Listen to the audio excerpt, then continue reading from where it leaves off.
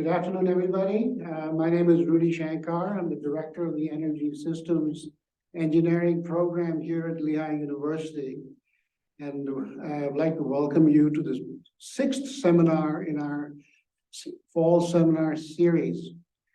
This seminar is a little different from what we've done before, in the sense that we are collaborating with an international university. The university is based in Uruguay, and I would really welcome the students and faculty from the University of Uruguay who will be participating.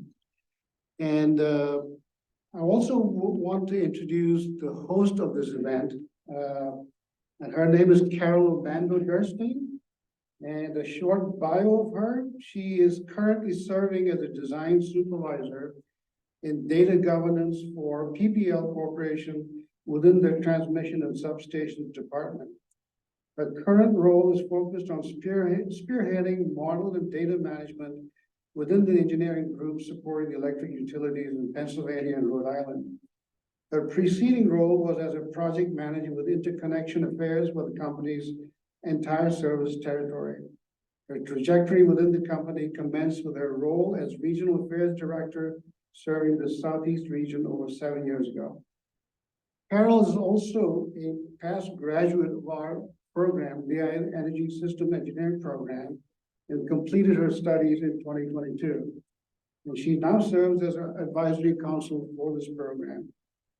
And lastly, I want to point out that she's fluent in Spanish, so she'll act as an informal English to Spanish to English translator. But we do have closed captions to help. And so I'd like to have Carol take the floor. Thank you so much, Rudy. I appreciate the introduction. A real highlight of my career has been graduating from this program, the Energy Systems Engineering Program. So before we get started, I want to plug the program. If there is anyone on the call in the room that is not a student and is considering it, please, by all means, I make myself available to chat after the program about it and my positive experiences. As Rudy mentioned, I work at PPL, a partner in today's program. We're a learning organization that's transforming our business to drive a safe, reliable, affordable, and sustainable clean energy transition. In a sentence, we are dedicated to creating utilities of the future today.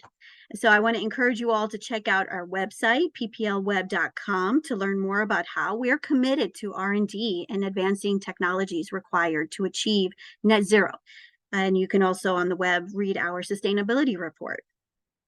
Now back to today's seminar. Before I introduce our speakers, I want to note that there are, as Rudy said, subtitles and that you can turn on if you like, and you can have it translated into Spanish directly. Because today's talk is part of COIL, or Collaborative Online Learning, International Learning. And as such, we have our invited guest from the University of Uruguay. Thank you so much to Dr. Jose Cataldo, professor at the university, who is the faculty partner, and all others who are joining us today from Uruguay. Thank you so much for coming. And we expect that the subtitles will make it easier to follow along for our international guests. However, as Rudy said, I'm a Spanish speaker, and if you have items that are not being translated well and want assistance, please message me in the chat. And if you also have questions during the question and answer period that you prefer that I ask in Spanish, that I ask in English, and I will translate that. I will translate that for you on your behalf.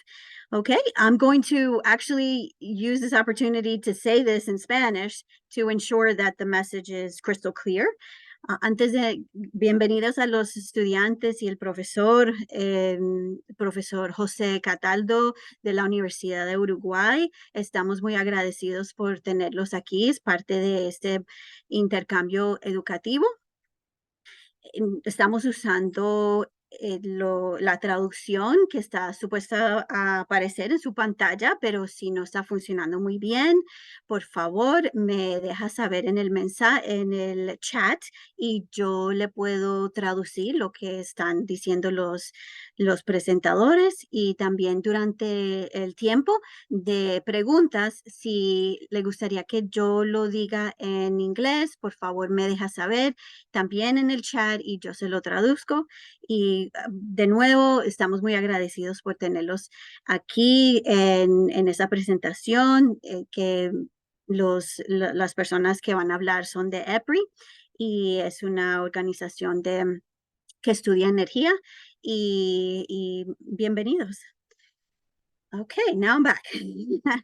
So thank you for that. And now to our program, I want to take this opportunity to introduce our two distinguished guests who will take over after I introduce them. So first off, we have Mike Caravaggio, is the director of Thermal Fleet. He's waving at us, so thank you, Mike.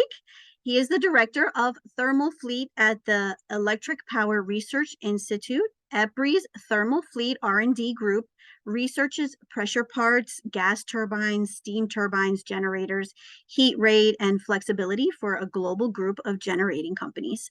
And we also are pleased to be able to welcome Stephen Storm, who is a technical expert at the Electric Power Research Institute. His areas of expertise include combustion and boiler performance, heat rate and flexibility improvement, and fleet generation optimization.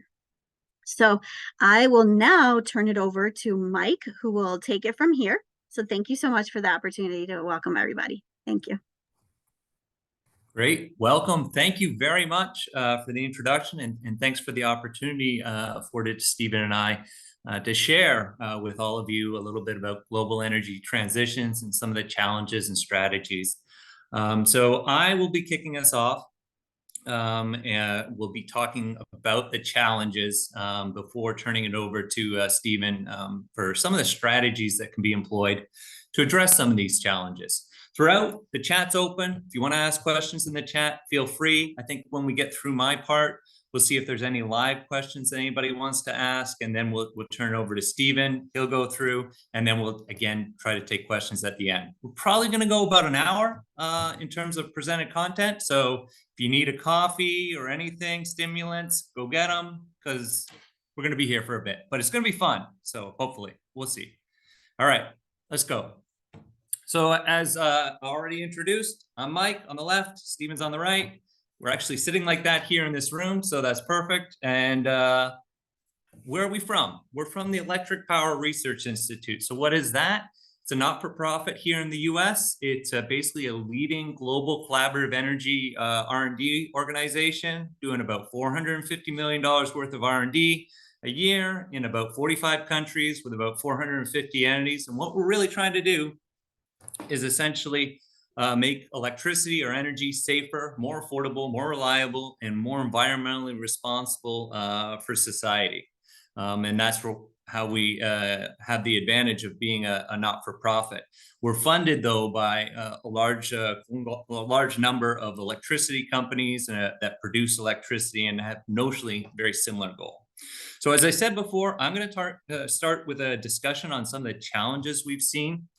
Just to lay it out there, we'll go around the globe, a few of the areas that we've seen some challenges, then we'll focus in on the US and just sort of help everyone get up to speed in terms of the electricity industry and the various roles for different generation technologies.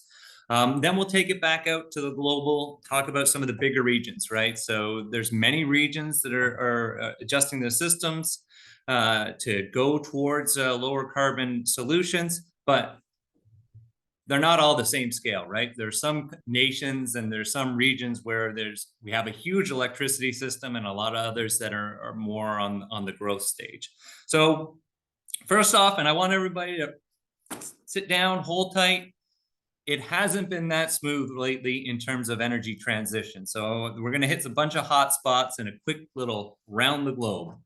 I want to start with Europe. So I think everybody is well aware of the war in Ukraine. That had knock-on effects for energy transition. So in Europe, we had been focusing significantly on the development of renewables to enable lower carbon electricity production. But part and parcel of that was a heavy reliance on Russian gas to basically produce power when the variable generation didn't match up with the actual demand. So with the war in Ukraine, that ended. There were some very significant concerns about whether Europe would be able to get through last winter. There were some Herculean efforts to get liquefied natural gas into Europe, fill up the storage so there'd be enough energy to get through the winter. They did a great job on that. They also had the advantage that it was a fairly warm winter and there was no significant reliability issues. There was massive cost issues associated with that. So you may have heard that there's been a level of deindustrialization in parts of Europe because of the cost of energy. So some large chemically or large energy intensive industries have moved out. Chemicals and other energy intensive production have left Europe. But Europe was fairly unscathed in terms of reliability issues. You can't say that though for the broader region. Asia was significantly impacted by the run-up in energy costs caused by Europe trying to get all this liquefied natural gas. So you can see for China, you can see for India, you can see for Bangladesh, you can see for Pakistan, and as well as Sri Lanka, they had load shedding. That load shedding was basically significantly due to the fact that they couldn't affordably get fuel. And so they shed load as opposed to having a blackout. Not all of them made it through last year without unscathed. So both Pakistan and Bangladesh had nationwide blackouts. So that's 100 million people in Bangladesh and 200 million people in Pakistan. Australia's also had some issues with load shedding. A lot of that was due to the price of fuels going up, and then their market didn't quite work with that. See South Africa, their issues predated everything. They've had reliability issues for a while. New this summer, Brazil had a blackout of 29 million people. And here, we haven't been unscathed here in the US. We've had a number of issues, particularly on marginal periods. So what do I mean by marginal periods? When we need the most electricity, either the winter or the summer. So we've had Winter Storm Elliott and Winter Storm Uri. In California, we've had a series of energy emergencies more associated with the summer. So let's unpack that, understand why that stuff is sort of happening, and then understand what people can do to try to manage that, what power generation companies can do to try to manage those challenges. So let's look at the US. Last 70 years, how did we get electricity? For many of those years, coal was king. So if you can see all the way back to 1950 up till about 7-8 years ago, coal was our primary or our majority or leading source of electricity. Since then, gas has overtaken that. We built up our nuclear fleet about 20 or 30 years ago. It hasn't really changed in how much electricity it produces. And then we have the new incumbents, wind and solar. We're going to go into this, but it's important to understand that what we're building is not quite the same technologies in terms of what we've had in the past, in terms of what it delivers for us. With coal and gas and nuclear, all these technologies are, if I want more power, I just add more fuel. With wind and solar, although the very low carbon footprint, it's a little bit more complicated, right? We can't force the sun to shine or the wind to blow when people want to use electricity. And that mismatch has real practical implications that we need to address through the energy transition. Another thing to highlight is that if you see in the top left there, that's the total electricity demand for the US over the same period. You can see it was growing up until about 20 years ago, and then it flatlined. We basically needed about 4,000 terawatt hours every year to supply electricity in the US. That's not projected to necessarily stay the same anymore, which is also a potential challenge for us going forward. As you think about electric vehicles, you think about push to electrify things as a means for decarbonizing different industries. There's a lot of projections that electricity growth is going to grow very rapidly, and that's going to have potential knock-on effects for us. But if you haven't seen a power plant, these are the power plants. I've binned them in different bins here. We've got variable, so that means we can't force them to produce. So that'd be our wind and solar. We have semi-dispatchable. So if you pair wind and solar with some storage, you can get them to dispatch more when you want. Nuclear is somewhat dispatchable. Hydroelectric, somewhat dispatchable. And then you've got basically our dispatchable power: coal, natural gas, and there's just a tiny little bit of this, but geothermal is also dispatchable. And throw a bunch of numbers here. What are these numbers? The light blue is what we actually have installed in the US. And then the light gray is basically how much energy we've gotten from those different technologies over the last year. So you can see at peak in the top right there, we need about, in the summer, our peak demand is around 720 gigawatts. And we make it up with this about 1,000 or 1,100 gigawatts of different technologies. The dispatchable, I can hit the gas and get more when I need it. The variable, I get what I get from that. So I want use a lot of energy to decarbonize, but I can't force it to be there. And the semi-dispatchable sort of fills in the gap. You can see that not all gigawatts are equal, right? So if you just take a look at the variable, we have 210 gigawatts of variable energy installed in the form of wind and solar. And you look for semi-dispatchable, which is mostly nuclear and hydroelectric, we have 210 gigawatts of that as well. But the semi-dispatchable actually provided 24% of our electricity last year, whereas the variable, although it's the same nameplate capacity, only provided 14%. Why is that? Well, nuclear runs about 90% of the time. And if you look at a solar plant, that's probably about 25% of the time. And if you look at a wind resource, that's typically around 30 to 40%. These variations become increasingly important as new variable generation resources become a larger and larger portion of our energy mix. So that might have been like, how do I understand this? That's a lot of words and stuff. So this graphic tries to do that a little bit better. So this is a month period of this summer. On the left is time series for basically the US lower 48.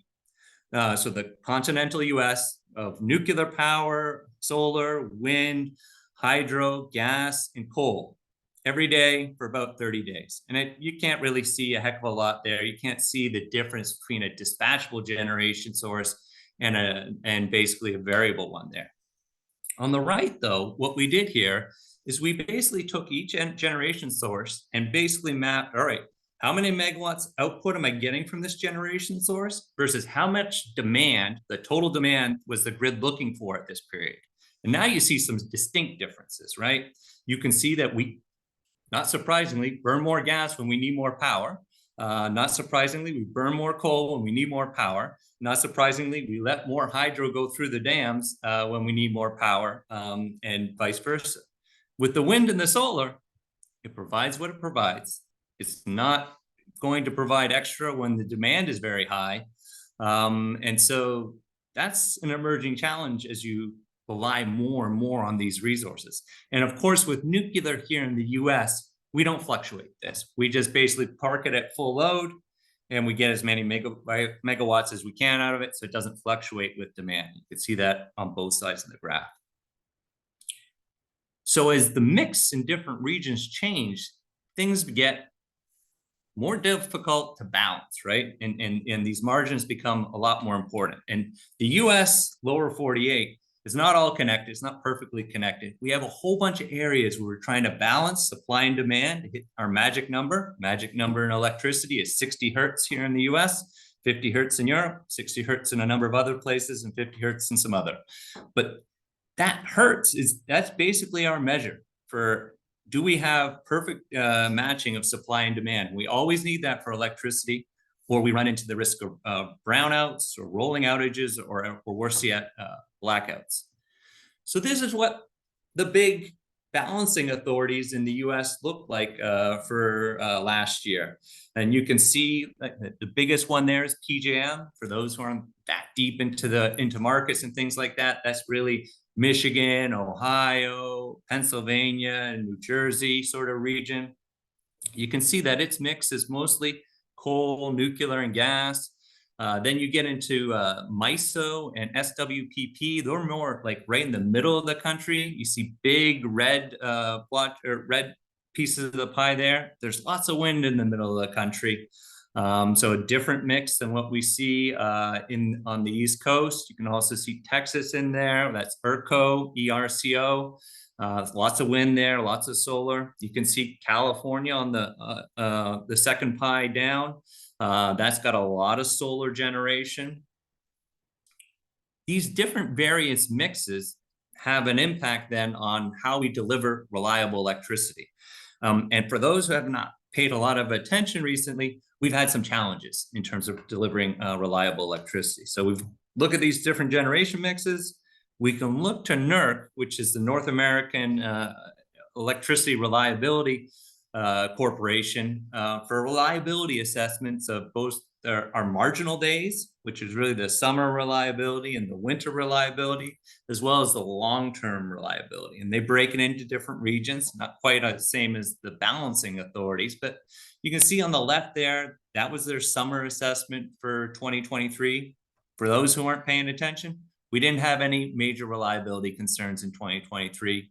We had a lot of areas that were of concern, particularly in the West, where we got a significant reliance on wind and solar, but it came through and we had a good summer. There was just one energy emergency called, and that was in Texas in the late summer, early September time. On the right, we've got the winter, different set of regions highlighted at risk there. And we've had some significant issues in the recent past, delivering electricity reliably in the winter. And then the long-term focus for the NERC reliability assessments is that we're retiring some of that dispatchable generation perhaps faster than we ought to, and it's putting in more reliability risk. Remember, we can't, with our emerging technologies, the solar and the wind, we can't force them to be on when we need them. So if we retire out thermal generation too rapidly, we've got risks that maybe on that hottest summer day or that coldest winter night, we may not have sufficient electricity to meet demand. And we're seeing this unfold. So this is the use of the Federal Power Act Emergency Authority. So what is this? This is authority that's rested in the Secretary of Energy, so in Secretary Granholm right now, to basically suspend permits, suspend limitations so that power generation units can deliver sufficient electricity on a marginal day or on an emergency situation to prevent the grid from going to blackout or to going to rolling outages. You can see we used to never use this, very rarely ever used. Recently, in the last few years, we almost routinely use it for winter storms, as well as for summer, late summer evenings. So in California, it's been really focused on use for summer. In Texas and in PJM, they've used this, so suspended permits so that they can try to get every electron vibrating that they can, get as much power out of their thermal generation as possible to prevent blackouts. In 2023, not so much use so far this year. The only case has been in Texas, where they had, for the first time ever, had to use it for a summer situation. So they've used in the winter in the past. This was the first time they've used in the summer. So let's zoom out a little. Why is this happening?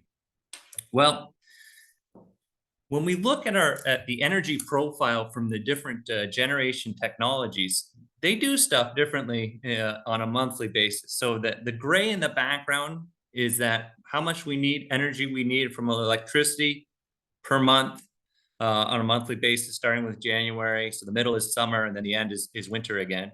And on the top left, it's all the generation sources put together. That obviously needs to balance, or else we wouldn't have had power. So that balances.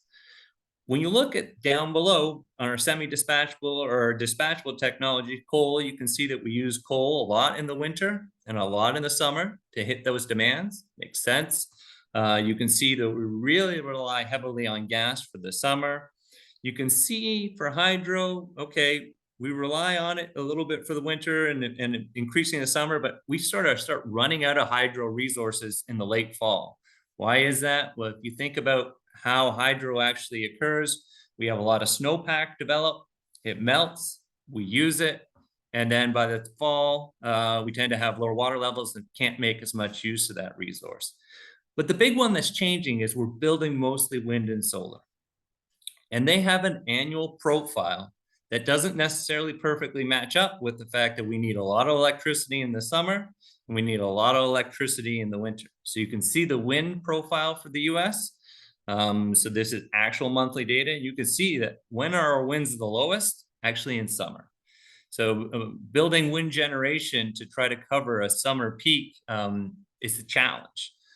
For solar, it's a little bit better for that summer, but really not great for the winter. But also solar, we have a very predictable sequence there. Every day, solar goes to essentially zero with the sun setting. And that's why when we look at the issues we've had in the US in the summer, it's late summer. Why is that? The sun sets earlier in the day, also timed with when the wind generation output is seasonally lower. And so those summer evenings are a real challenge, and our winter days, our winter nights are a real challenge as we switch the grid. And we're switching the grid like crazy. So this is actual capacity additions by different generation types, right? So you can see in the distant past, we used to build a lot of coal and nuclear. And if you look in the top left, that's like the average age of each one of those types of generation across the entirety of the US. So the average coal plant in the US is 45 years old. That's around my age. I'm not as spry as I used to be. Things can go wrong. Not surprisingly, we see the same sort of thing with our aging coal fleet. Nuclear fleet is not that much younger. The hydro fleet is almost 70 years old. What we've seen in most recent time, though, is really building primarily wind and solar. Now that starts to tie back to these issues that we've talked about, that this generation isn't like for like, right? So we can't force these to come when we need them. That's a challenge. So we rely still on the coal and the gas and the nuclear and the hydro to fill in those gaps, but we're not building more of those. They're getting older. And also, as we bring in more wind and solar, they actually need to operate a little bit more flexibly. So as you age, you don't really want to become a yoke, or you don't want to necessarily take up gymnastics, but we're sort of asking our fleets to do that as they age. So we need to get more strategic about how we manage that, or we're going to continue to have reliability issues. So that's just that energy use again. So you can see about 80% of the generation is still from these old assets. And if you look at the nuclear, the coal, and the hydro, that's provided about 45% of the energy last year. And those assets are on average at least 40 years old, some of them 70 years old. And we're seeing problems. So this is the state of reliability, looking at those older assets, looking at coal, hydro, gas, and nuclear. And you can see E4 is equivalent forced outage rate, and weighted is just a way to measure it for when it's needed. You can see that this is starting to pick up. These older assets are not necessarily going to have the same reliability as when they were new. We're also operating them more flexibly. So as we continue to just build wind and solar, we're incurring more risk if we're planning for these older assets to have high reliability. Need to get ahead of that. We are working on getting ahead of that. So let's walk through one of the toughest examples that we've had recently. So everybody should know about Winter Storm Uri, ERCOT. What you should know is over 200 people died. You should know that that the costs have been estimated up to $200 billion. What you might not have known is that it was 4 minutes away from a total blackout. So what we had was rolling outages, which was bad, $200 billion worth of costs, over 200 dead. But if we hit a blackout, it would have been probably an order of magnitude worse. In the top left there, we can see why we had the rolling blackout. You saw that supply and demand miss. We see the frequency start dropping in ERCOT. When frequency drops, I don't have enough supply to meet the demand. Demand kept going up through the morning of February 15th. It's at night, so we weren't going to have any more solar. The winds were fairly steady, but not very strong. Demand kept going up because it gets colder through the night. We ran out of generation and we started to load shed. Fortunately, they saved the day and the grid didn't collapse. Still major impact. Now it's the time to pause and look and assess what happened, right? So we can look back to 2011. We had a winter storm then in Texas. We had 4 gigawatts of power, or 4,000 megawatts load shed for 7 hours. We look forward to Winter Storm Uri. And we had basically an order of magnitude more impact. We had 20 gigawatts, 20,000 megawatts load shed for 70 hours with significant more impact on people and costs. So now let's look, what have we done in the intervening years between 2011 and 2020? We built a lot of wind, we built a lot of solar, we shut down a little bit of coal, and we built a little gas. Very similar to what we saw for the rest of the US. And we didn't quite make it through Winter Storm Uri like we did in 2011. We can see here in the lower right, this is the worst load shed hour. The worst load shed hour was actually a little bit later on the 15th, 7 p.m. It's after the sun had set. So although there was 6 gigawatts of solar installed in Texas, there's zero output from that. Also, the winds had died down. So although there's 31 gigawatts of wind in Texas, at that hour when we had the worst load shed, there was only 600 megawatts coming from that. The coal and the gas also had really lower reliability, right? A lot lower than we typically would see. We only got 55% of our coal generation producing and only about 48%. But this is all in line with what we should be expecting and how we should be planning, right? Reliability of aging assets could go down if we're not taking measures to deal with it. And we have to be cognizant of the fact that wind and solar provide zero carbon energy, but not necessarily when we most need it. And if you look at it this way, there's another way to take a look at it. You can really see that we've baked a lot more risk in here. So on the left here, the fat bars are basically install capacity in Texas in 2011 and 2021. The colors you should be familiar with, but you can see for the dispatchable generation or semi-dispatchable, so the coal, the nuclear, and the gas, we had a wide margin over that thin blue bar. That thin blue bar is how much electricity it was estimated that ERCOT or Texas needed to avoid rolling outages. So we had a big bar there. We still had 4 gigawatts of load shed back in 2011. Fast forward to 2021. We haven't built really much any gas or coal or nuclear. The demand has gone up significantly. We had much lower margin. And as I showed you on the slide before, although we had built a lot of wind and solar, there are hours where we had almost no power out from that. So it's not surprising that we had the 20 gigawatts of load shed. We can see this. We can plan for this and understand this. In the bottom right here, this is reliability data from Europe.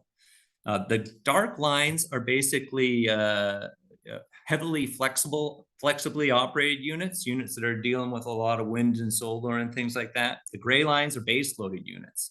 And then it's the age of the plant on the x-axis, and then the y-axis is reliability. The higher you go up there, the less reliable the plant is. So that's equivalent forced outage factor. The blue stars was the coal and the gas fleet in Texas at the time of the 2011 outages during that winter storm. The red stars are how old those plants all are now in 2021, but I also moved them up to they're operating a lot more cycling. And so it's not surprising that we had some real challenges. So we need strategies to deal with this. Steven's going to talk about some of the strategies to deal with this, but now that we've done that deep dive, let's zoom back out and talk about the world. So this is the world. This is our global electricity by source in 2022. It's still largely fossil. You can definitely see that wind and solar are increasing rapidly, but on the big scale, we rely heavily on coal and gas. Hydro is also a significant portion, and nuclear. Wind and solar are climbing, but they're not quite there. Then it's important to look at regions, right? China is critically important. It's a massive consumer of electricity, much bigger than Europe or the US. In fact, it produces more power from coal than Europe produces in terms of power, and the US produces in terms of power. The other one that everyone should pay attention to is India. It's another major growth area. It's not quite as big as US or Europe right now, but it has one of the highest populations, so it's going to increase over time. When we talk about energy transitions, really what most people are focused on is CO2. So we want to get to net zero. All major countries in the world right now, nobody has a net zero electricity system. The one who has led, and they led even before that, I think the term energy transition never came up, is the French. So you see that bottom line there, that's their CO2 intensity for their electricity. So grams of CO2 per kilowatt hour. They've been under 100 grams for 20 plus years. Why? They made a choice to go to nuclear many, many decades ago, and it has made a significant impact in terms of CO2 intensity. My home country of Canada is in second there, at least on the ones we put up here. That's a large nuclear base there, but also a significant amount of hydro. You can see Europe has moved down a little. You can see the US has moved down as we went from coal to gas. We're actually slightly ahead of Germany now. So Germany went significant amount of renewables, but shut down their nuclear fleet. And then with the Ukraine crisis, they've had to burn more coal. So their emissions are actually higher than ours now.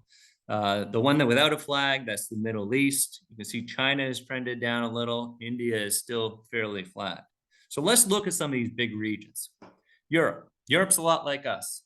So if you look at that blue line there, that's their total demand. So it's basically the energy demand. So it's a trace of this over what we have here is installed capacity. So you can see the beginning of 20 years ago, they were about 378 grams of CO2 per kilowatt hour. They improved it by about 100.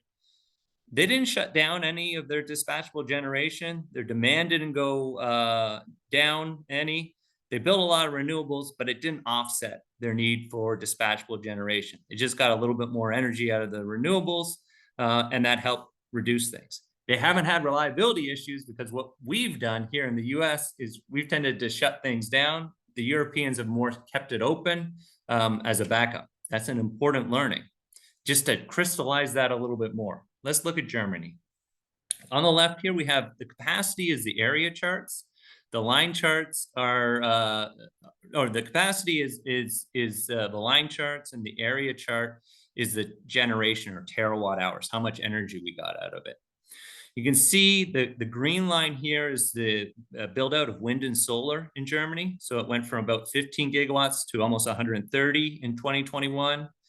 This is their dispatchable generation. Coal and gas, was some nuclear, but now they replaced it with coal and gas. It was 100 gigawatts then, still about 100 gigawatts.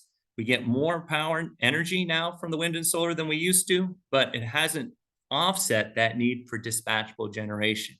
And you can see it when you look in the details, right? So the details are on the lower right there. That's every 15 minutes, how much power the Germany needed, minus for the net demand, or the blue part, how much was delivered by that 130 gigawatts of wind and solar. And you can see that the peak demand was 81 gigawatts, but that peak light blue, what everything that wasn't wind and solar that was required to make everything work, was 71 gigawatts, despite building out 130 gigawatts of wind and solar. So they built 130 gigawatts of wind and solar, but they only have a differential between what their peak demand was served by everything and the peak demand that had to be served by dispatchable generation, because wind and solar didn't match up with the supply and demand. That only reduced by 10, despite building 130 gigawatts. So they have to have a lot of dispatchable generation there to back that up. And that's an important understanding as we go into adding variable generation and the notion that that can replace one for one. Had lots of scares, I think, last year. It ended up just being mostly a cost issue, but at the time there was significant concern that we were going to have rolling outages in Europe during the winter. So let's zoom out again and look at where everyone lives. There's more people in that circle than outside that circle. The biggest countries in the world, 4 of the 5 are there: India, China, Indonesia, and Pakistan. So we're going to focus on China and India before taking some questions and then giving it over to Stephen. This is the Chinese system. They had the rolling outages, like I said, last year. And that led them to redouble their coal build out. They are definitely also building a lot of wind and solar. In fact, they have more wind and solar than everybody else. They also have more coal than everybody else. They are not necessarily ignoring the need for decarbonization. You can see in the lower right there, that's one of the largest carbon capture and utilization and storage projects out there for a coal plant. It's a mixed use, 8 gigawatts of renewable generation there, 2 gigawatts of coal with CCS. That's in the works. They also have had significant growth in demand. So you can see in the lower left there that for this winter, they're expecting their growth in peak demand to grow by 140 gigawatts. That's a massive number. That's as big as PJM, our biggest balancing authority's peak demand. And they're expecting that in growth. So how are they covering that? Well, they're still building a lot of coal. And some people may go, well, that's not great. But I would argue they need to cover their demand. And how are they doing it? Well, the coal they're building is a lot more advanced than what we have in the US. They're building ultra supercritical and supercritical units, so they're much higher efficiency. So they have much lower CO2 intensity than an older coal unit would have. You can get an idea of the scale here and the difference in age. So most of their fleet is under 30 years, whereas our coal fleet is on average 45. They're also building a huge amount of pumped storage hydro because that'll help them move around that wind and solar so that they can achieve lower or greater amounts of decarbonization. So that's China. Let's take a quick look at India. Again, a lot of growth. They're planning on building an enormous amount of wind and solar in the coming years. Right now, they got a lot of coal, but they have a huge build out plan of wind and solar. So this is their goal. They want to go from a grid of 400 gigawatts to a grid of 800 gigawatts with a little bit more coal, a little bit more hydro, a lot more solar, and a lot more wind. So what does that mean for them? Well, if we look at the coal, they're not quite as advanced in terms of coal generation as the Chinese. So it's more supercriticals with just some ultra supercriticals. They're about adding coal about as fast as we're losing coal in the US. So that's for the global economy, that's probably a fairly even split, but then ignores the elephant in the room, which is China. But with this build out of renewables, their coal fleet is going to be faced with what our coal fleet has seen, a lot more flexible operation. So planned load factor, the lower this gets means I'm operating more flexibly to meet demand. And they're projecting the emergence of a duck curve. So we've seen this in California. It's basically you get a lot of solar in the middle of the day, so you ramp plants down, and then as the sun sets, you got to ramp them back up. So there's projections for India in terms of what that's going to look like. So now you can immediately think, well, now there's lots of opportunities for sharing information between nations, right? Because we've learned a lot about managing ducks here in the US. We have the famous duck curve, which actually now is a canyon curve, is what EPRI calls it, because there's so much solar in California during the day that we basically are ramping nearly all the generation down to minimum and then exporting some of the generation and then have to ramp real quickly to get it back up. To make a thermal power plant operate reliably with this types of variation requires a lot of planning and strategic thought.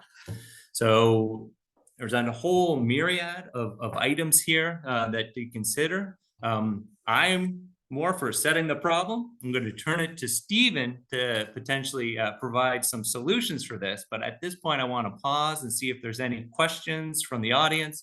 I don't see anything pop up into the chat, but we'll just pause before turning it over to Stephen.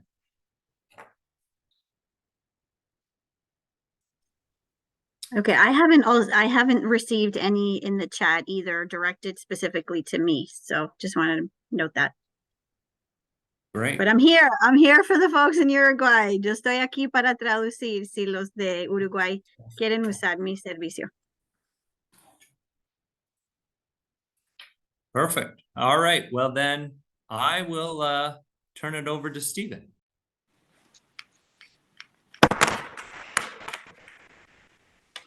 All right. Thank you, Mike. Can everybody hear me okay? I think you need to mute your computer. All right. If everybody hear me okay? All right. So Mike covered a lot of global strategy or global challenges that we've seen from around the world. I'm going to pick up the pace and go over some fleet strategy focus points, because fleet strategy supports transformation. So when we look at transformation of the fleet, we got to take into account a lot of different things. So Mike is the director of the thermal fleet and oversees all those areas on the left side of the screen. I just support one small program within EPRI, which is our heat rate and flexibility generation optimization program. So I wanted to kind of share with you some of the things that we are doing within that program going forward. So I'm just going to have to use your computer mic. Look, it's not advancing. Yeah, the audio is not as clear as Mike's was. So let me use Mike's computer.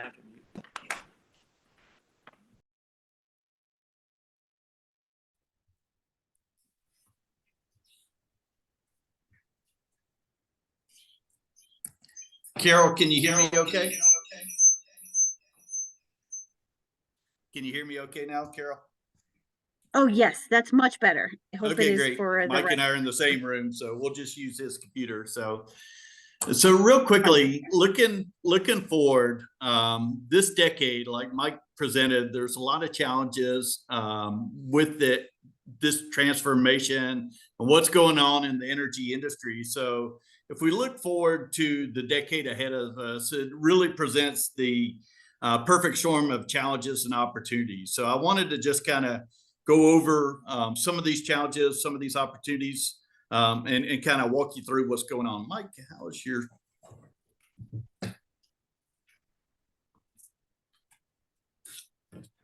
So here's a white paper on practical realities to the energy transition. So included this for those who might be interested in a post-read white paper on kind of summarizing some of the key challenges ahead of us.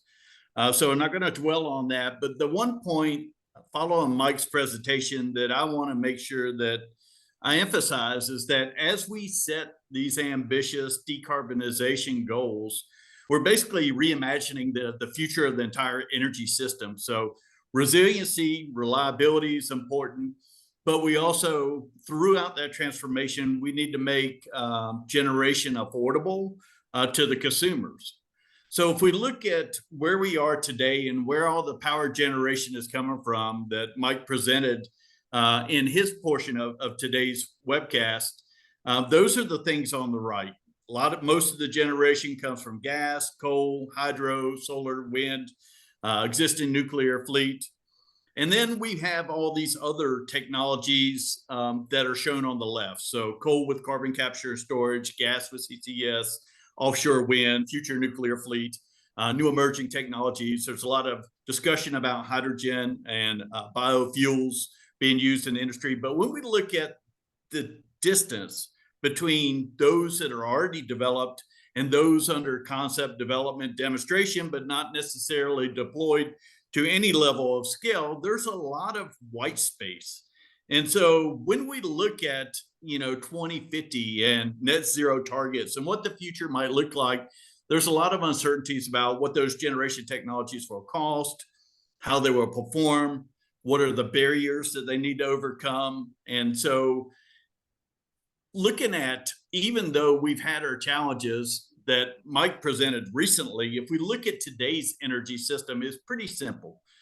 We've got electricity, we've got refining, we've got biorefining, we've got primary energy being either storage or delivered, energy end use. But if we look at integration of new technologies, of what we're projecting for net zero targets in 2050, it gets complicated. So we bring into all these new dynamics and features for CO2 sequestration, hydrogen production, ammonia synthesis, direct air capture, and so forth. And so things get complicated very quickly. So I think we need to be realistic when we look at the timeline to deploy commercial technologies to scale. So if we look at the generation that Mike presented, that where we got most of that generation in 2022, we look at coal.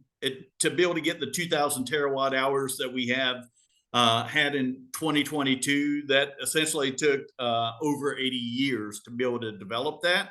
The existing gas fleet, which is right there with coal, took over 70 years. When we look at hydroelectric, we're pushing a century of time, and even wind and solar, it's been under development before being commercialized over many, many decades. So when we look at the current energy system and we look at where those energy sources are coming from, whether it be coal, natural gas, petroleum, the majority of those being from fossil fuels, and then we look at 2050 net zero targets and how that energy system is transformed, is some dramatic changes. We're basically rechanging the entire energy flow of those systems, whether you're looking at some options, limited options, or even all options. So it's going to be different. It's going to be complicated.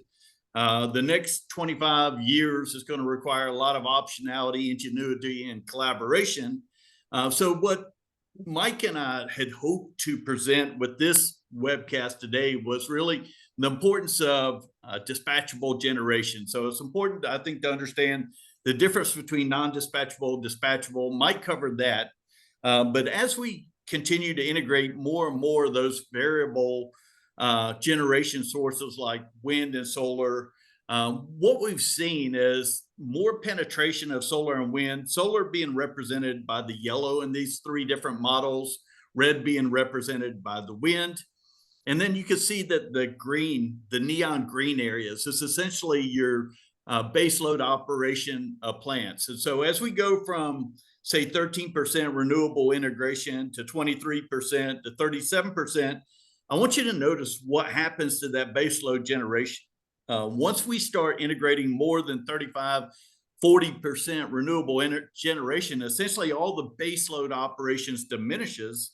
And then so all that dispatchable generation, whether it's gas or coal, oil, whatnot, that's what you're seeing in that pink areas, basically is what we need to be able to balance that grid and be able to meet those demands.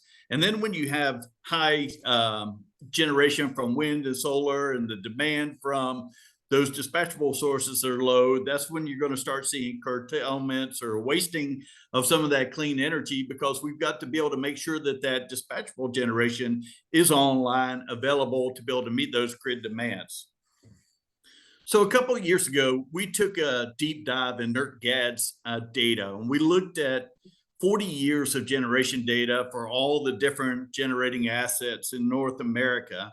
And so this just represents the coal fleet. But if we look at the coal fleet from 1980 to 2020, some very strong correlations came out. And that is that the more starts we have, the less reliable those units become. The older those units become, the less reliable that they become.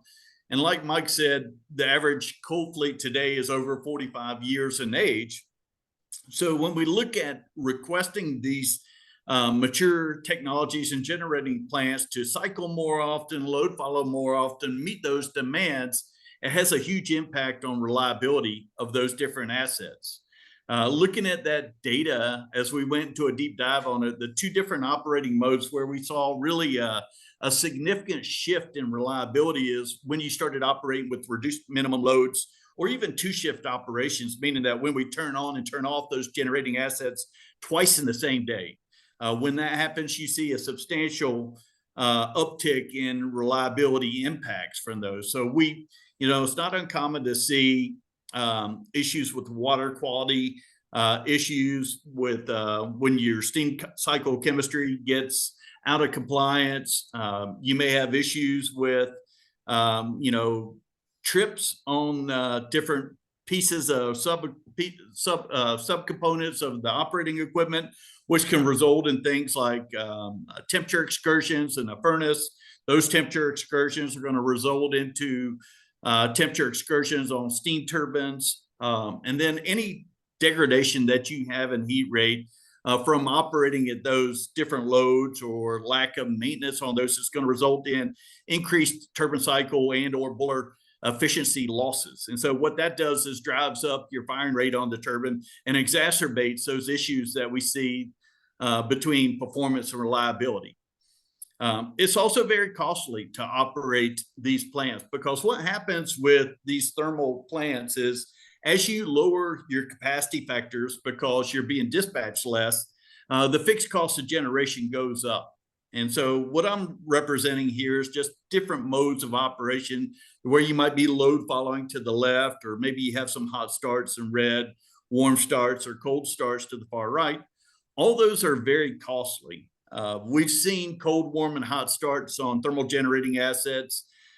Just imagine turning the key on and turning the key off. Each one of those startups might be in the magnitude of 350,000 US dollars, because we're doing a lot of damage, a lot of wear and tear on those assets, and they can contribute to damage.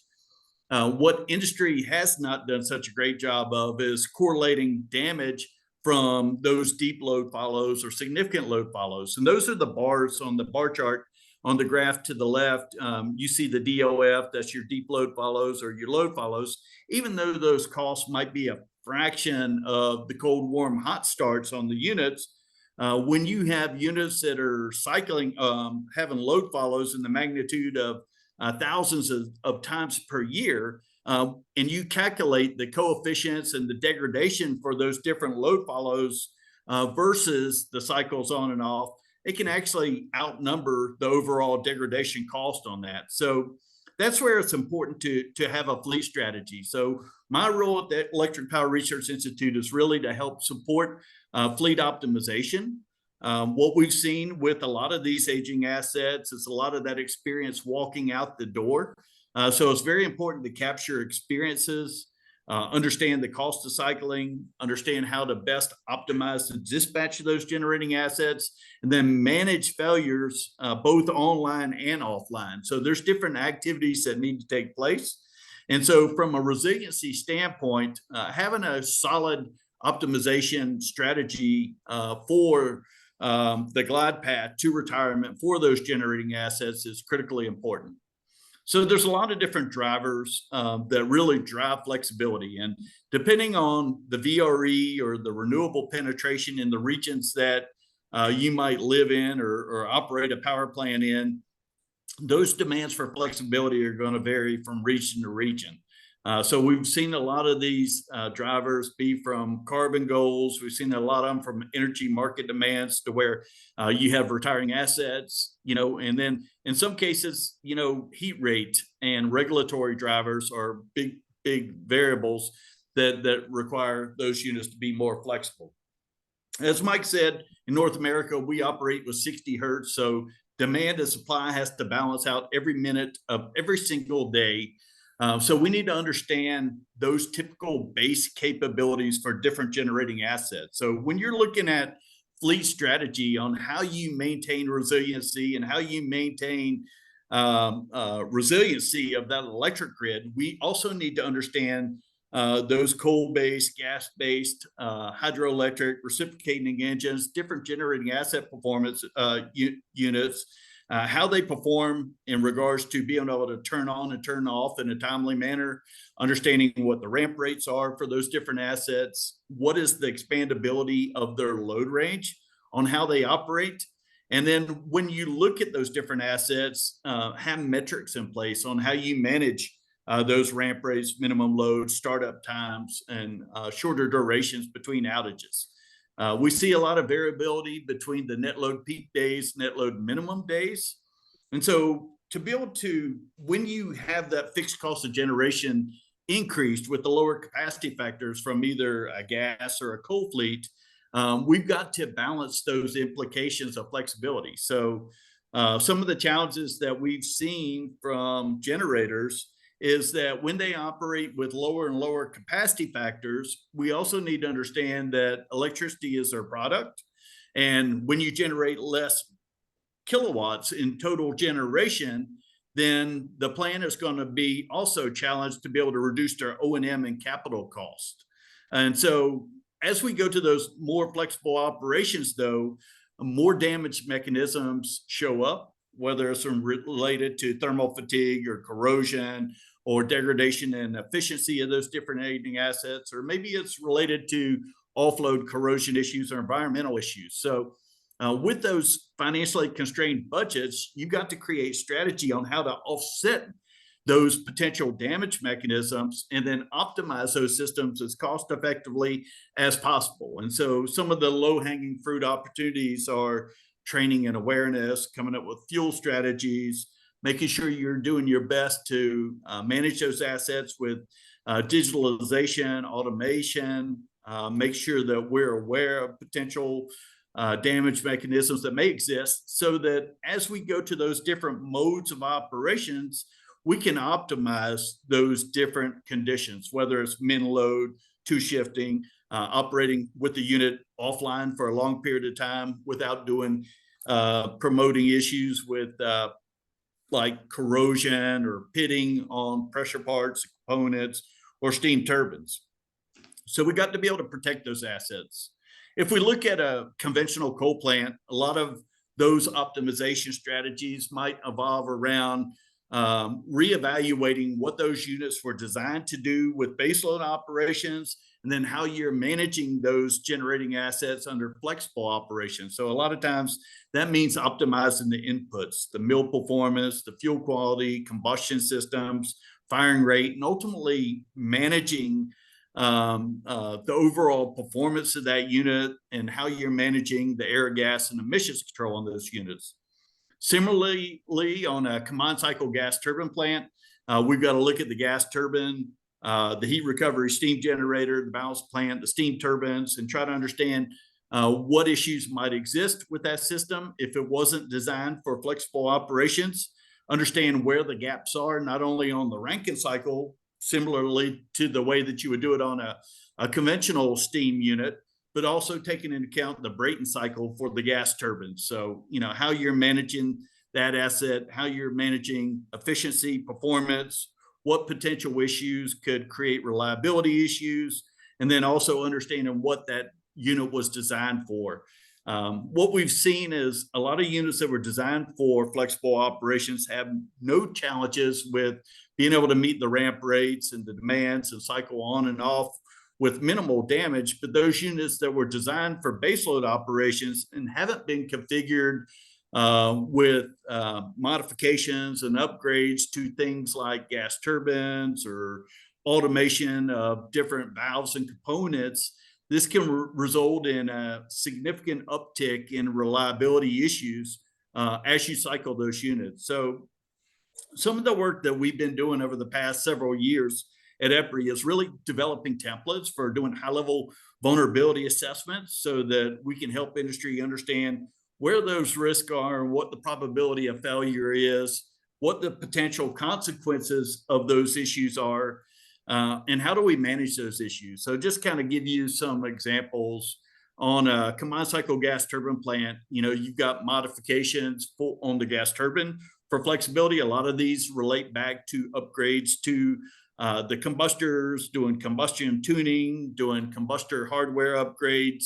And then on the turbines itself, having plans and provisions in place for capacity enhancement, purchase credits on shutdown, so that we don't promote failures and we're able to do those startups to shutdowns in a timely manner. And then, of course, controls changes.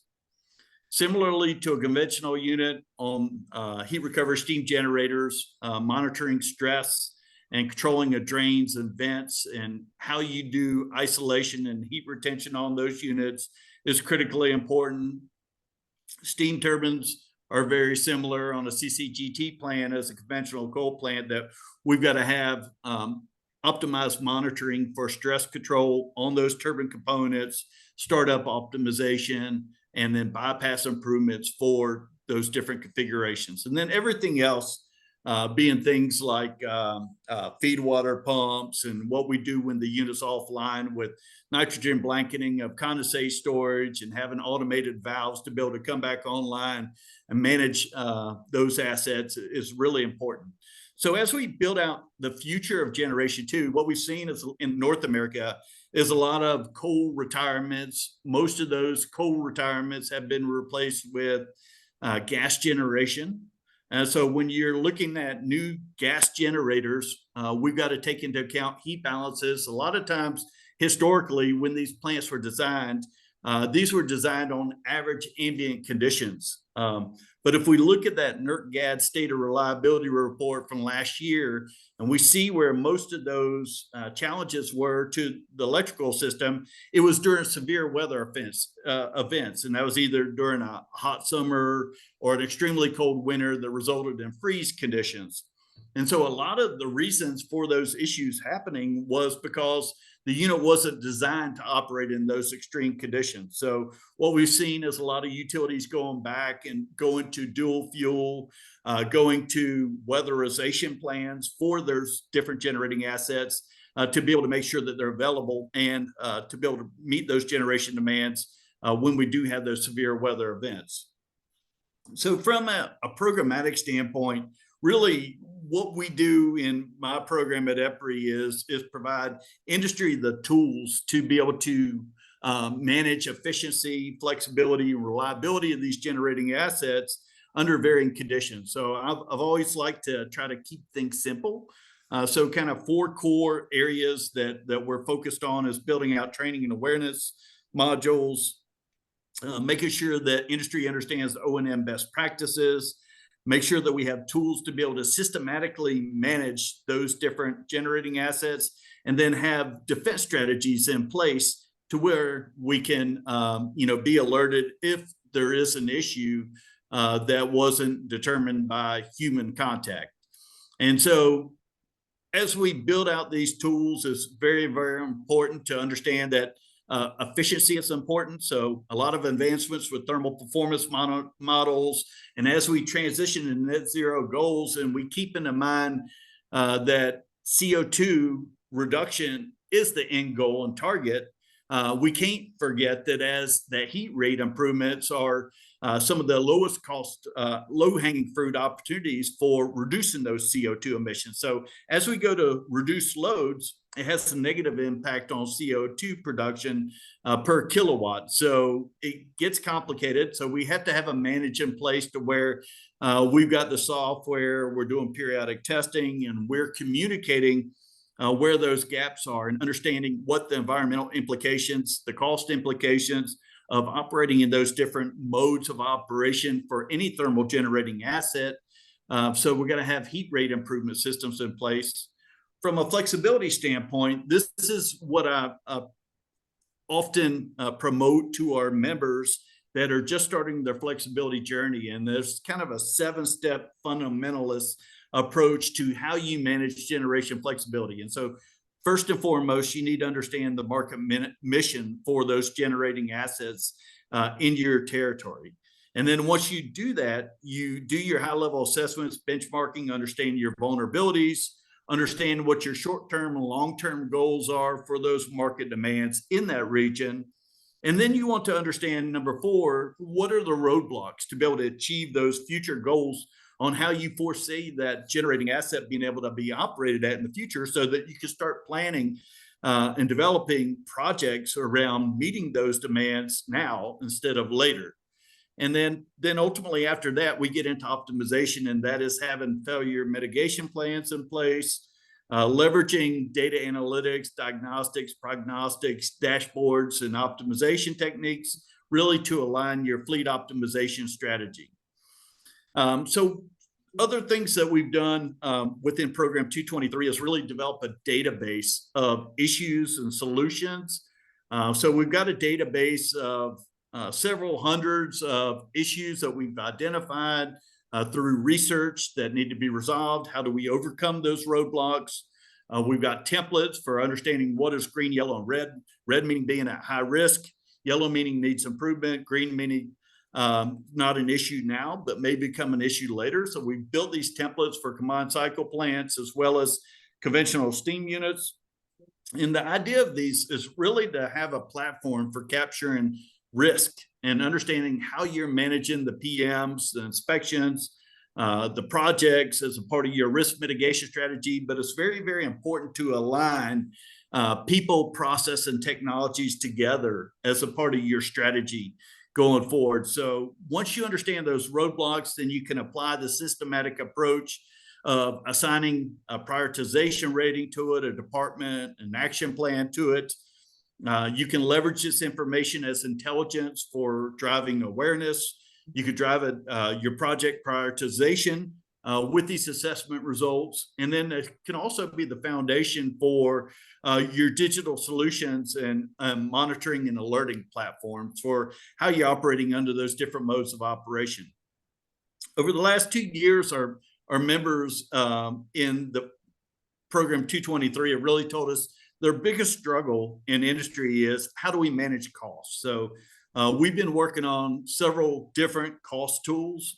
One of our cost tools was really to understand different generating assets, understanding the total operating hours on that assets, what your current O&M and capital spend is on those assets, but most importantly, having a tool to understand what those variable operation conditions are resulting to, how much wear and tear and degradation are we doing to those generating assets, so that when we bid into those different energy markets that Mike talked about, we need to be able to recover some of those wear and tear costs for those assets up front, so that we can make sure that we're doing the critical maintenance and improvements that are necessary to be able to keep them resilient and reliable. And those issues, regardless of what type of thermal asset you have, is complex because this impacts your fuel systems, combustion systems, your chemistry, pressure parts, controls, balance plant, turbine, generator, environmental controls equipment. Essentially, flexibility influences everything in the plant. So I think I'm about out of time here because we want to leave some time for questions, but I did want to kind of just give you a sneak peek of some of our current R&D projects that we're doing in my program. So we just quickly walk through these. We've seen a lot of challenges in the industry with degradation of steam turbine bypass valves, and then we can dump a lot of high energy steam back to condensers, or cause issues with condensate laying out in high energy pipes that can result in quenching issues or supersonic velocities when we start up a unit that sends those slugs of pipe water through the piping, and then that can result in piping failures. We've seen a lot of issues with managing part load efficiency of different generating assets. A lot of folks have gotten away from plant performance testing. So our members in the industry is looking for ways of cost effectively evaluating pre and post outage testing needs. And then how do we dispatch these generating assets more economically? We continue to do research with cooling towers. They also fall within program 223. We're building tools around economic justification of flexibility projects. A lot of our members have to do these millions of dollars of upgrades to generating assets, but don't necessarily understand all the dynamics of how to do the economic justification. So we're building some calculators, we're building some tools to be able to manage economics behind those different projects. And then we're also developing some compilations of different case studies of what we've learned over the last 20 years on optimizing flexibility from different generating asset types. What are some of the challenges that we've seen with things like high energy piping? How do we take these units on their glide path to retirement to the finish line safely, but also meet environmental and reliability needs of the grid? And then also, how do we manage those different modes of operation? So this just kind of gives you an overview of some of those projects that we've been working on. Most of these being related back to strategic roadmap planning. And I know that I've thrown a lot at you. Mike threw a lot at you. Mike joined me. We're sharing Mike's computer now because mine wasn't cooperating. So Mike and I are here together. So I think at this point, Carol and Rudy and Susan will turn it back over to you, and Mike and I will answer questions. Okay. Oh my goodness. There was so much to digest here. I am just so grateful you both made the time. We're talking about risks, challenges, opportunities. You also talked about the need for ingenuity, which is perfect because, we're here at Lehigh. And so we typically open up the Q&A portion to students first. So we want to make time for them to ask questions, and then we can open it up to the larger group. So to the students that are in the audience. questions. I didn't receive any from students in Uruguay, so I also open that up for the students in Uruguay as well, that offer. I'm Mike Perinato, current master's student in the Lehigh ESE program. Kind of going back to the strategic planning for the generation assets. I know you like kind of talked about like covering like reducing that like white gap and like the realistic timeline. I was wondering if you can kind of see like if there would be like a shorter timeline with like the emergence of artificial intelligence and other technologies that aid in the development of the emerging technologies. You want me to go or you want to? Either way. So I think there is some aspect where AI can help on the margins. I think that it's going to be more for some of the developed technologies and how to best utilize that. So if I were to think about like solar pairing with battery storage and how to optimize that situation to get the most out of that, to try to cover some of the needs for dispatchable generation, that I can see AI having a role. We do know that AI also has a role for helping us with thermal generation, right? For basically optimizing controls of those systems as you're moving through flexible operation. I think we have a friend here on the line, not from Lehigh University, that runs a company applying AI technologies for optimizing control. Because when you're operating a thermal plant and you're adjusting it demand, there's temperatures and pressures that are all fluctuating, and the control of those are based on fuel flow, valve position, and things like that. And an AI system can help balance that and address fluctuations with that, perhaps better than a human interface from an operator. So there's going to be lots of corners where AI helps. But for some of those white gaps, we need to learn by doing. We need to actually build some more CCS plants and things like that. Learn from there before an AI type technology might enhance that. Steven, anything? I don't think I have much to add. I think there's a lot that can be done with AI, but it doesn't resolve the generation demand issues that Mike did a good job presenting at the beginning.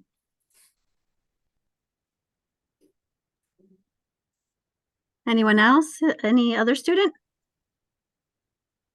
Yeah. Hey, Alex Romanowski from the Energy Systems Engineering program. You guys did a really great job outlining the transition and where we're gonna go. I know that there's a lot of work that needs to go into a lot of this. Some states are faster than others. But if I was a betting man, I'd say that we're not really on track to hit all of our climate goals. So we're going to overshoot the temperature by some degree. So, for us just getting into the field now, what do you think we can do to better prepare ourselves for the most likely outcome, which is some level of overshooting, and, bracing ourselves for the impact to the climate that's gonna result from that? So I think there's a lot of work to be done on adaptation and resilience, right? So I think that there's EPRI has an R&D effort called Climate Ready, where we're looking at energy infrastructure and what needs to be done to provide resilience if there's maybe additional storms, or we see some level of sea level rise, which then it really is a problematic when there's a storm surge. So sea level rises over a long time, but if you have a storm surge or from more frequent storms, you can have like what we saw at Superstorm Sandy. So basically those adaptation technologies are important. And then also, okay, it's unlikely that we're going to be able to have CCS on every single coal plant and every single gas plant within the next 10 to 15 years. So what are the other options? Well, there are other options in the form of direct air capture. So direct air capture is a technology that may scale easier for reducing CO2 content in the air. And there's also like net negative carbon capture options, right? Where you basically have a thermal plant designed to burn biomass, but is capturing all the CO2 from that. So there's a number of adaptation technologies that will probably be important that are being invested in, as well as technologies for, okay, we admitted it, we decide that we want to have less CO2 net in the environment. There's going to be potentially markets for basically reducing that direct air capture, as well as negative carbon capture when you're using a biofuel, are both viable technologies for that. There's a number of others, but you get into more niches there. So, and we're going to run out of time. I think the most important thing is to keep in mind that if we have issues that prevail, like what we've seen in Germany, then the environmental trilemma comes to play, and then the impacts that we intended for decarbonization will actually worsen. So I think we need to keep those timelines for what it took for technology development, be realistic with those, make sure that we really focus on those regions and the capacity margins and the demands for flexibilities from those different generating assets as we continue towards transformation. Because if we're not resilient, then those climate targets are going to suffer even more. And so I think that's important to understand. Awesome. Thank you, guys. We do Thank have you, two Alex. questions in the chat. Thank you. We do have 2 questions in the chat. So if there, I'm not sure if these are current students. So if there perhaps are more students who want to ask, if not, we could go to the chat. I'm Andy Chung, a work study student at the Energy Systems Engineering program. I was wondering whether you talked about like the duck curve turning to like a canyon curve, and I was just wondering whether you think that like developments in battery storage and more deployment battery storage can be the solution to sort of fix that problem, or do you think it will not be enough in order to resolve that issue? So I think batteries do have a bit of a role to play for like a duck curve, canyon curve, but that's just part of the issue, right? So we have, when you look at the battery technology, if you remember when I talked about the monthly distribution of our variable generation and the fact that we've got a hole in the winter. Solar is really low in the winter, wind is not at its strongest, and battery technology is not really well suited for filling our hole in the winter. It's not great for taking surplus energy in the spring and saving that all the way for discharge in the winter. It's a bad economic model, and you need a heck of a lot of 4-hour batteries to do that. And then what we have seen during winter storms is they typically are 12 hours or 24 hours or maybe even 3 or 4 days. And there, if you're relying on battery technology and you basically are short energy for 3 or 4 days, that's a very big battery. Whereas what we're seeing deployed right now are 4 hours. So if we had the option for a storage technology like pump storage hydro, that's something that has helped and can fill in gaps a little bit better. But battery technologies, they definitely will help with canyon curves, which is a springtime problem. And also helps a little bit in late summer, but it's not necessarily a great solution for us for dealing with that big challenge of the winter, which has bit us a few times now. Great question.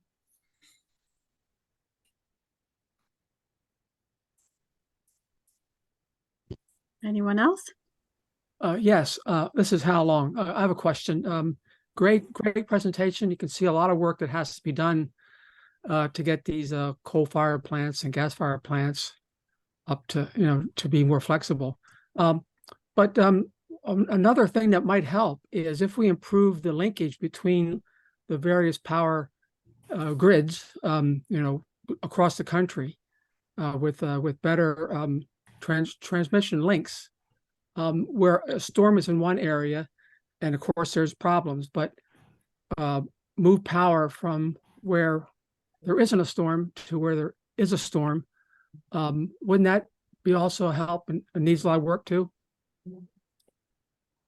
So transmission helps, right? It doesn't fully solve that seasonality issue. So when I showed that seasonality, that was looking at wind and solar across the entirety of the US, right? So we still have those seasonal holes. The transmission will help. It will help us optimize our solutions and things like that.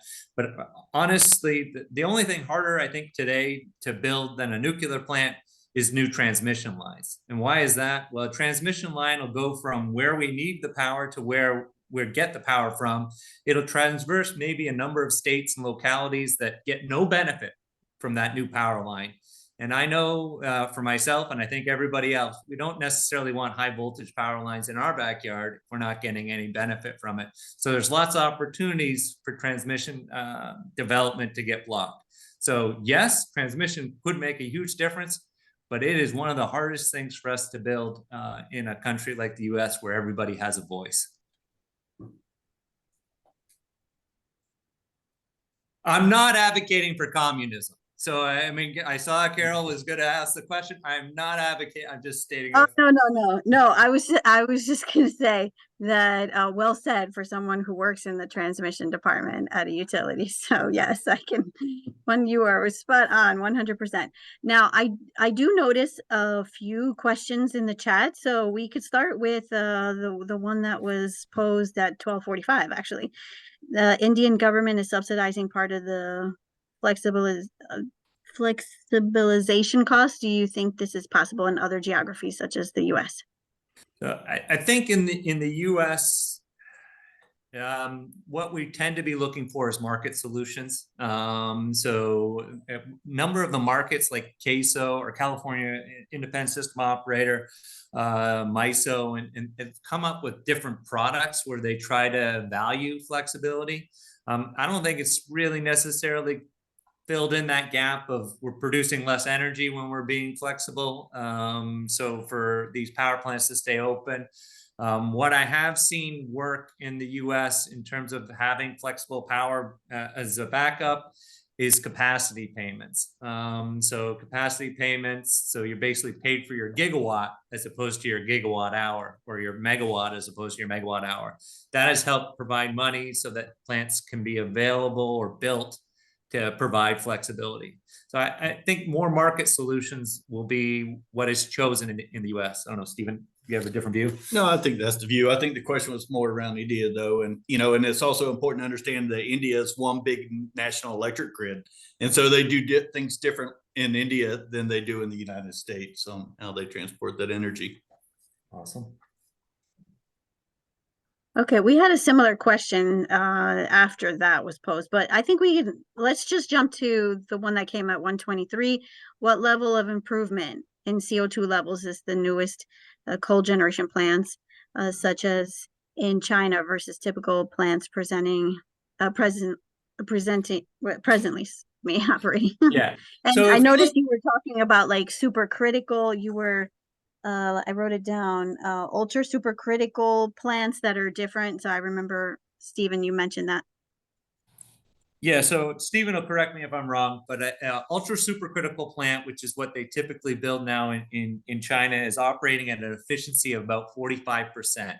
Whereas a subcritical plant, which is a lot of our plants here in the US, runs at 30% efficiency. So what does that mean?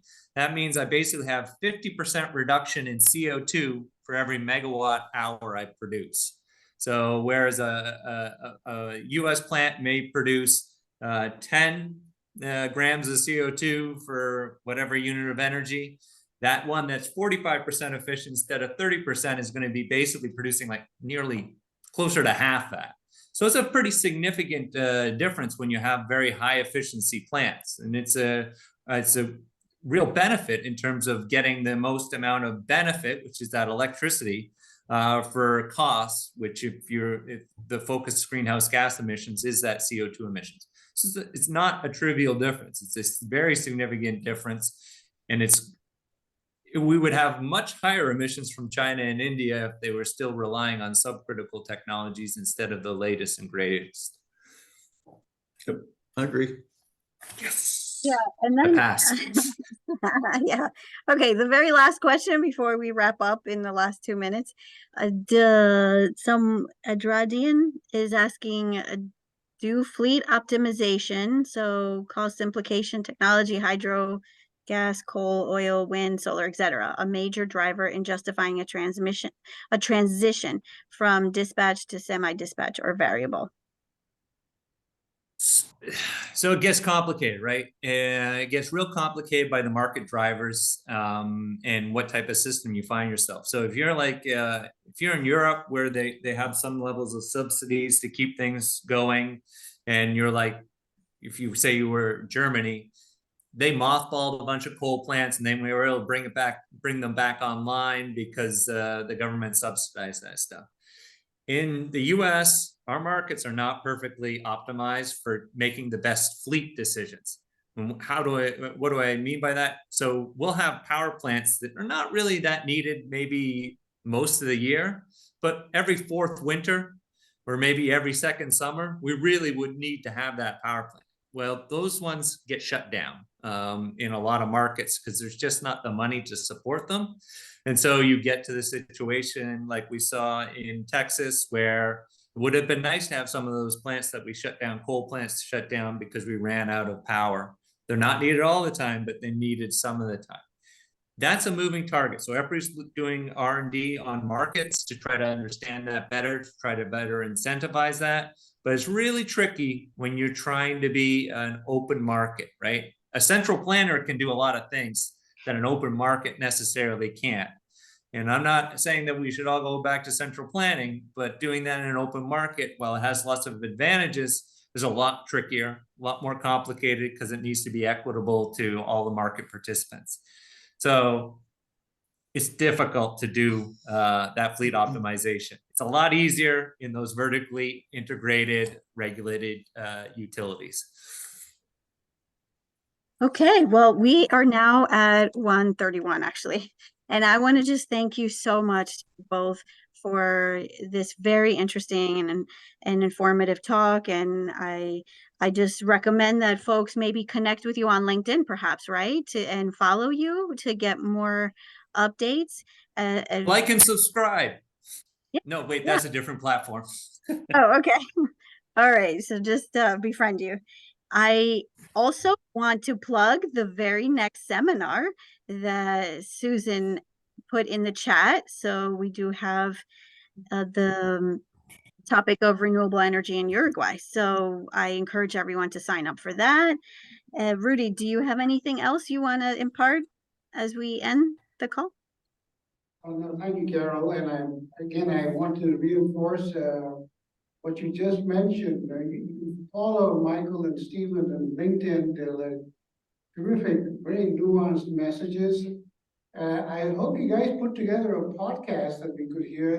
That'd be really exciting, Michael and Stephen. I think I'd be. We're really old. I don't know if we could do a podcast. Well, no, you're not very old for that. I also want to thank the students from the University of Uruguay who participated. This is the first time we've done anything like this. This is very much something in progress. We'll probably learn a lot. And thank you again for this very revealing presentation. Thank you, Carol. Thank you, students from the University of Uruguay. And thank you, Lehigh University students. Thank you. Wonderful. Thank you again. And I'm going to end the call. Hey, everybody. Bye, everyone. Bye. Bye. Thank you.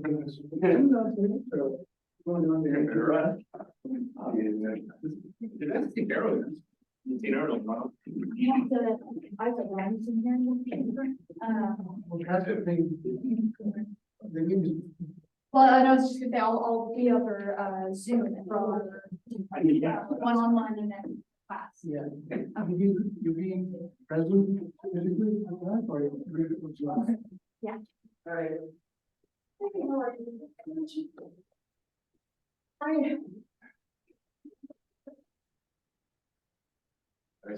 Sure, I'm gonna go ahead. Oh, sure, sure, my pleasure. And you are? I'm going to let Susan, nice to meet you. Nice to meet you. Yeah. Please go over for lunch and then ready. Oh, yeah. There's salad or sandwiches, please. It's right, in the store in the middle of the Lunch, hey.